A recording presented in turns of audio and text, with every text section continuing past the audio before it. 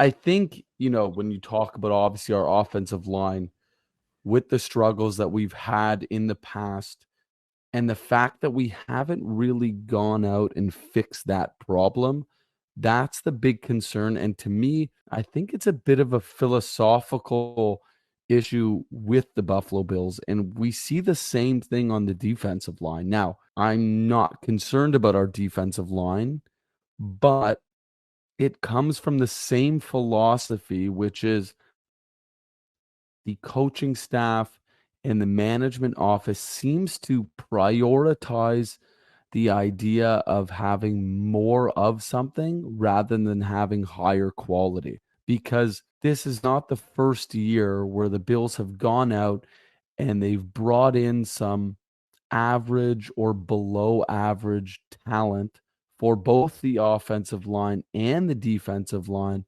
instead of just bringing in one big piece that's going to make a great impact. So the Buffalo Bills, of course, made the move for Von Miller. That was a great move. He ended up getting injured. Okay, things didn't work out exactly last year the way we had planned, but he certainly made a positive impact both on the field and off the field. Really no concern there.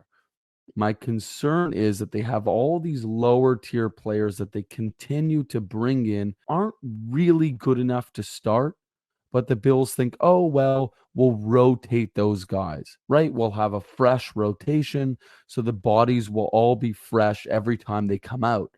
But that philosophy just doesn't seem to be coming to fruition. And it's becoming more evidently an issue on the offensive side because again, you bring in McGovern, sort of an average lineman. You, of course, don't solve the right tackle issue at all. You don't bolster the left side in terms of the left tackle. There's hope that Dion Dawkins takes a step forward again, but it's obviously not looking that he's going to take that step forward. So my concern is that instead of spending 5 million, 7 million, 4 million, 6 million, spending a little bit on 3 or 4 guys, why not take 10 to 15 million and sign one really good player that you can sort of ensure that that side, particularly with the right side of the line, is shored up.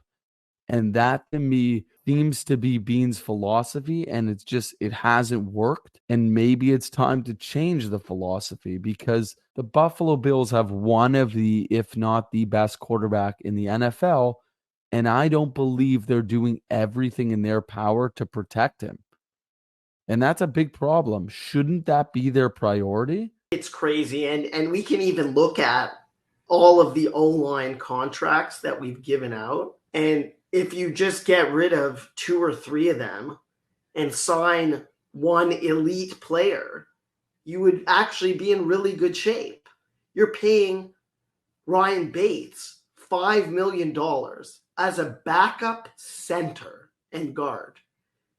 That is ludicrous. That was a horrendous signing that didn't work out. You're paying Mitch Morris over $11 million, and he is mediocre at best.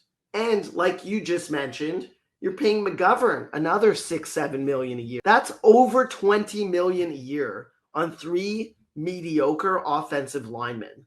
That's not going to get it done in this league.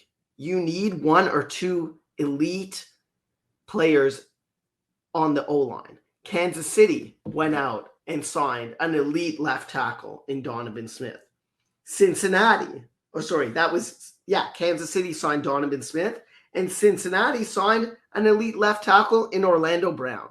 Those guys are making huge money. You don't get elite offensive linemen unless you're drafting in the top 10 of the NFL draft, or you happen to get lucky, or you're giving out massive contracts. Kansas City's won the Super Bowl twice, and Cincinnati has gone to the Super Bowl once and beat us last season badly. So the 2 teams that I would argue were competing with the most out of anyone else in the conference, at least at this point in time, have both bolstered their offensive lines significantly